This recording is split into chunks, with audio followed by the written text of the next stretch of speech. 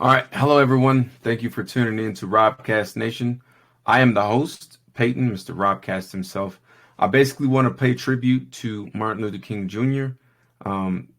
He did a lot for us in history, and I just want to highlight those things by talking with you guys and just sharing what he did and some facts about him. So, just to tell you a little bit about myself, I am from Houston, Texas, originally born and raised. I have two older sisters, one older brother, and two younger brothers. I was raised by my grandmother and my father. My goal is to be a police officer. I love to travel. Right now, I'm currently stationed in Colorado with the Army.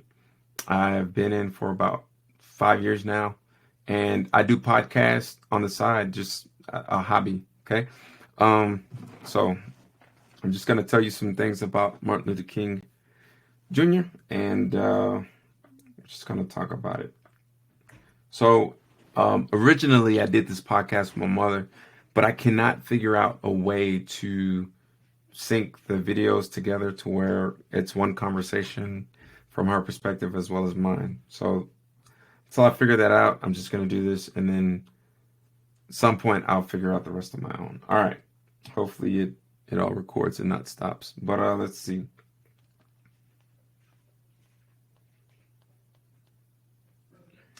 So, Martin Luther King Jr. was born on Tuesday, January 15th, 1929, in Atlanta, Georgia. Martin Luther King Jr. was the second child and first son to the Reverend Martin Luther King and Alberta Williams King. He had one sister, Christine, and one brother, Alfred Daniel. He was married with four children. He married Coretta Scott on June 18, 1953. They had four children: Yolanda Denise, Martin Luther III, Dexter Scott, and Bernice Albertine. He was a very bright student and talented speaker. When he was 19, he graduated from Morehouse College in Atlanta, Georgia, with a bachelor's, with a BA. I guess that's a bachelor's in arts, maybe, or I'm not sure. But anyway, with a bachelor's degree in sociology in 1951, he graduated from Crozar Theological Seminary with a bachelor's in divinity, which qualified him to become a pastor of Dexter Avenue Baptist Church. King also received his PhD in systematic theology from Boston University in 1955. On the 28th of August 1963, he organized a now historic march to Washington to show importance of solving the nation's racial problems. About 250,000 people gathered and listened to Martin Luther King Jr.'s speech when he uttered the immortal words, "I have a dream that my four children will one day live in a nation where they will not be judged by the color of their skin, but by the content of their character." Martin Luther King Jr. experienced segregation early in his life. When he was 6 years old, two white playmates told him that they were not allowed to play with him any longer. His mother explained to him that it was because they now attended segregated schools, but assured him that he was as good as anybody else. His father told him the story of the father of the Reformation, Martin Luther King, and said that both of them now should have his name. So that happened in 1934. Martin Luther King Jr. was 5 years old, and when his father went to Germany, and that's when he was inspired by the Protestant Reformation leader Martin Luther, and it inspired him to change his name as well as his son's name. On the 1st of December 1955, Rosa Parks, an African-American woman, refused to surrender her bus seat to a white passenger, and as a result, she was arrested for violating the city's segregation law. Activists protested and organized a boycott of the buses for one day and chose Martin Luther King Jr. as their leader. This protest continued until the buses became desegregated. Under this time, about a year, Martin Luther King Jr. was constantly harassed with death threats and bombing of his house. His dreams were that all people would someday be sisters and brothers in a world governed by equality, justice, and peace. So Martin Luther King Jr. was awarded 1964 Nobel Peace Prize, the 1964 Nobel Peace Prize. Chairman of the Nobel Committee said in his presentation, he is the first person in the Western world to have shown us that a struggle can be waged without violence. He is the first to make the message of brotherly love a reality. In the course of his struggle, he has brought this message to all men, to all nations and races.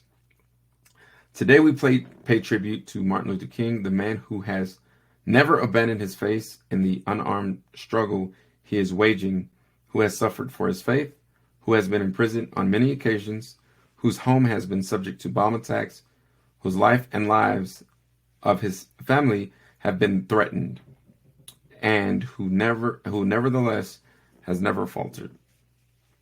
To his undaunted champion of peace, the Nobel Committee of the Norwegian Parliament has awarded the Peace Prize for the year.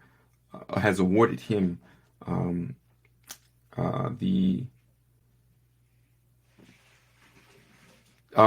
this undaunted champion of peace, the Nobel Committee of the Norwegian Parliament has awarded the Peace Prize for the 1964.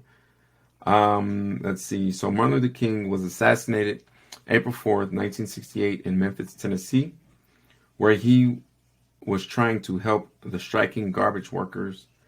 The funeral was held on April 9th, 1964 at Ebenezer Baptist Church in Atlanta. His mother was also assassinated in that church 6 years later after his assassination. There was a man by the name of Marcus Wayne Chenault. He traveled to Atlanta for the purpose of assassinating King Sr. Since Alberta Williams was closest to him, he shot her, assassinating her. He also killed a deacon at that church and wounded another person. In the research that I saw, he used 2 guns to do that. He did face the death penalty, but the King family didn't want him to face the death penalty. So he did serve life in prison, where he died in 1955 for medical reasons. Or I'm sorry, 1995. So I have some things here that I wrote down.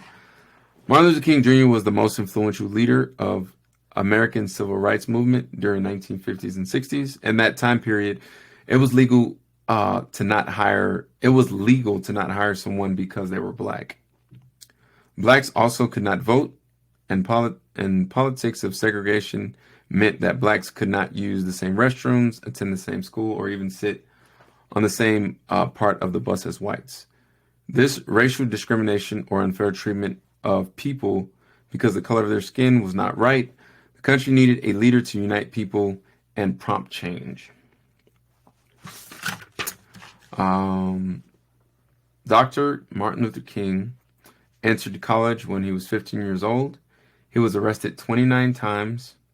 He survived an assassination attempt on his life 10 years prior to his assassination. After his death, the King family filed a civil case against the government and won. King Jr. was most famous for his "I Have a Dream" speech. I think that concludes everything that I have in my notes. I definitely appreciate all of you for tuning in and hanging out. I am Peyton, Mr. Robcast himself. I look forward to doing more podcasts for you guys. Have a blessed day. Enjoy this beautiful Monday, and I look forward to seeing you all again. Thank you.